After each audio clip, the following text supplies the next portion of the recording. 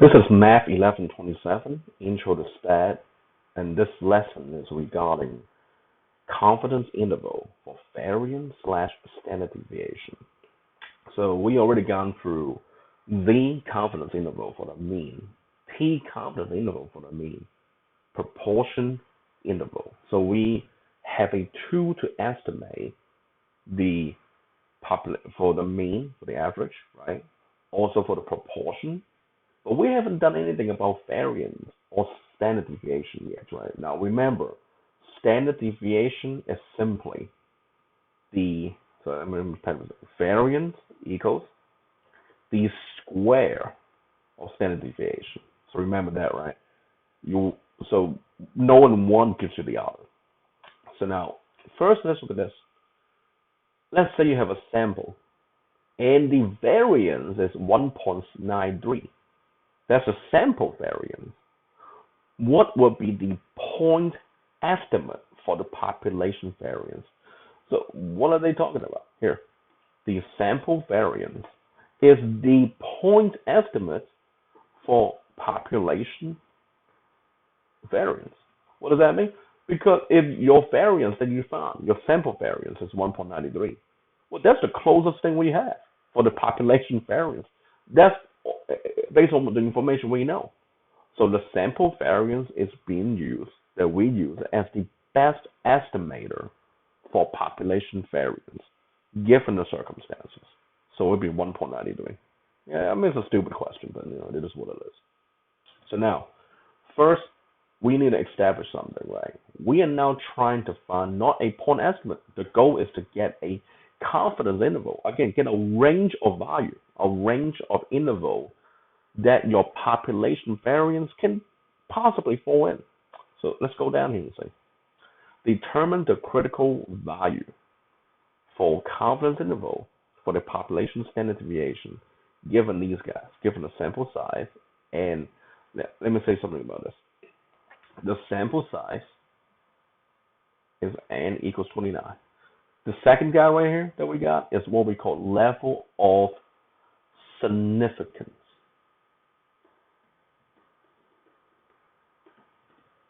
Sorry, I cannot spell. So level of significance is, so let me write down what this is alpha. What's alpha? Alpha right here equals 0.05. And you're like, well, what does that mean? What is the level of significance? Here's the simple way to say it. Level of significance equals 1 minus level of confidence. So in our case, right, the level of confidence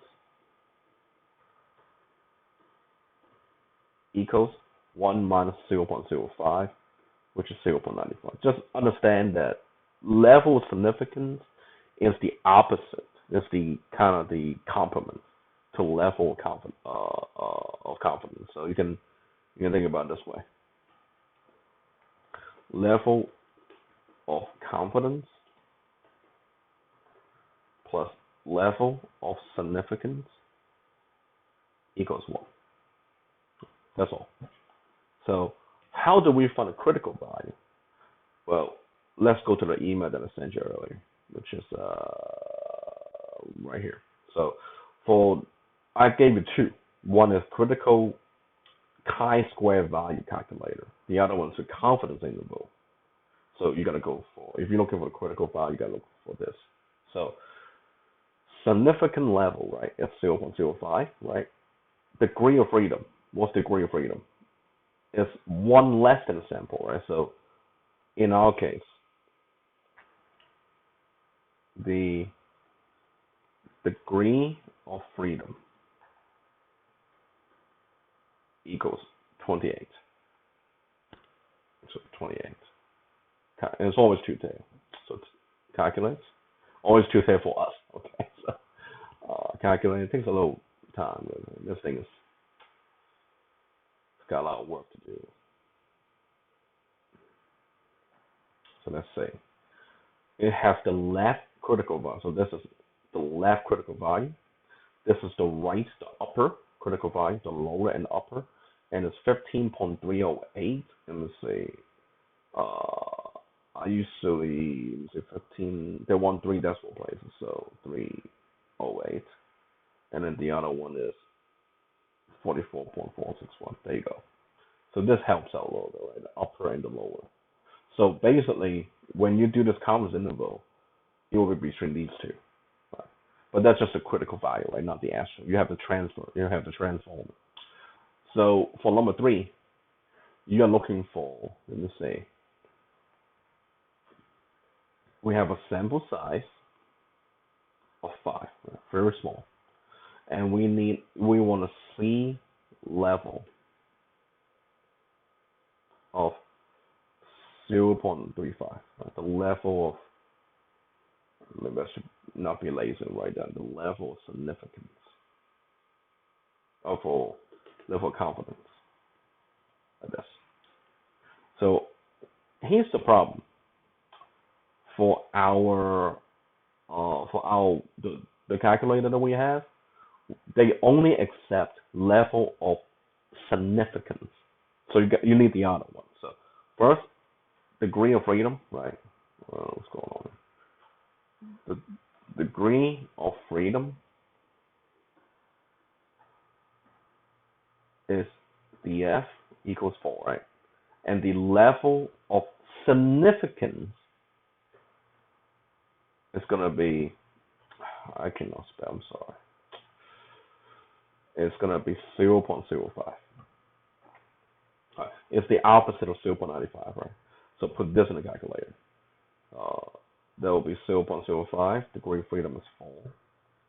So there you go.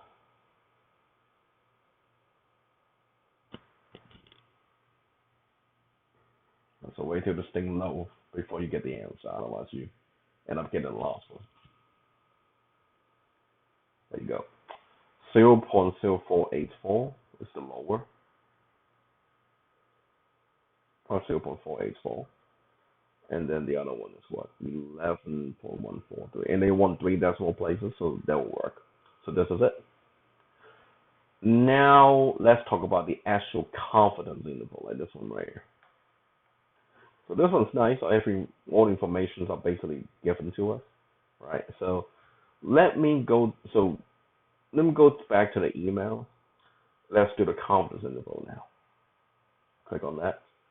So ignore the first one, right? Unless in the future you might have a problem where you are given those numbers, the values, and you have to look for the confidence interval that way. But we're not going to do that in this class.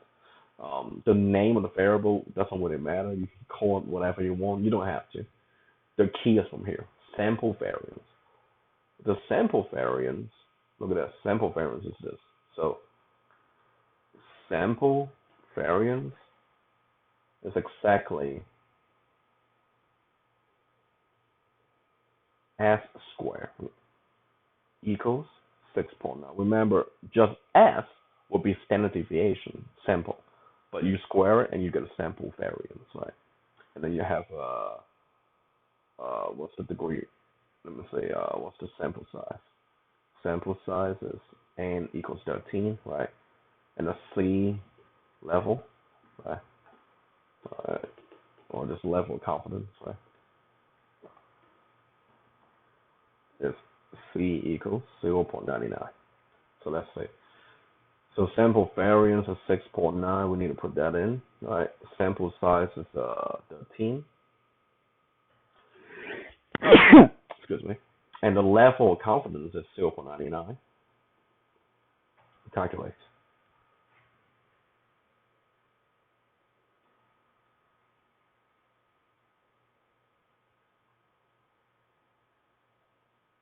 There you go. So they even give you the critical values here, like these two. But I would rather you just do critical values in the other calculator, so you don't have to look for them.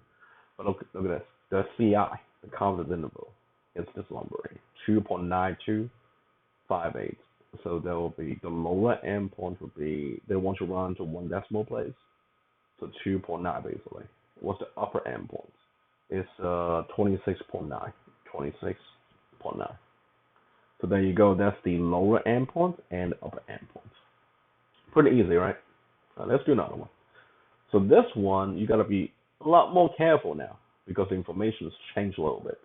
The sample size is n equals 18. We got that.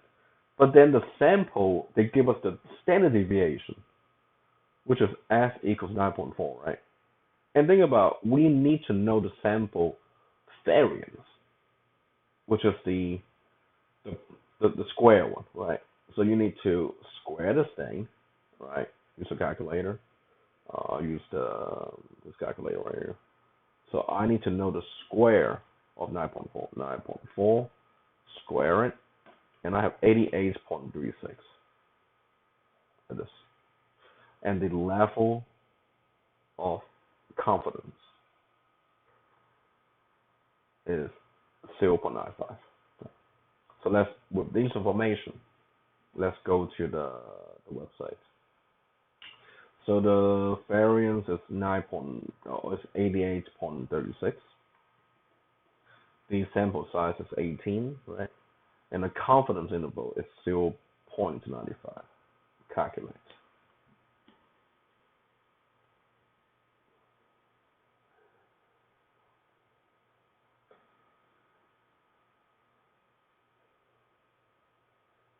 Let's see. We got a critical value here, right? These are the critical values. Right here has 49.7.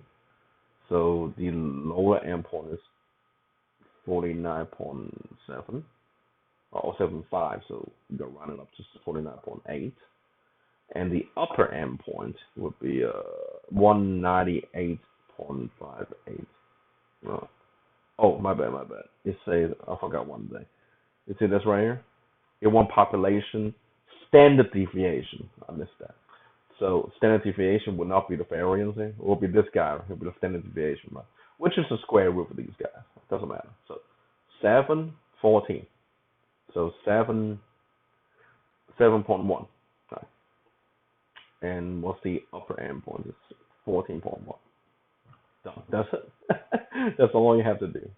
So this is very nice, right? This is very nice. So basically, that concludes the lesson, really, because all you have to do is find the confidence interval for variance, standard deviation, depending, and with the website, you are untouchable. This thing is powerful.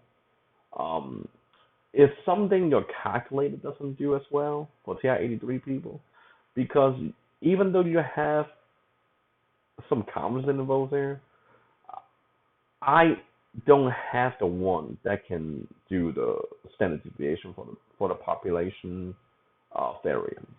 Some of you guys with a TI-84, they call the CE version, the one with the backlight and all. I believe you guys have that, but I don't.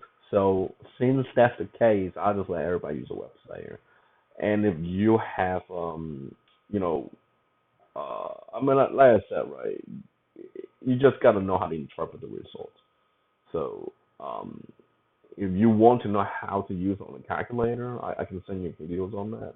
Unfortunately, I don't have that model, so I know this is a knockoff version, right, bootleg version. So, but anyway, that concludes the lesson, and thank you for your attention.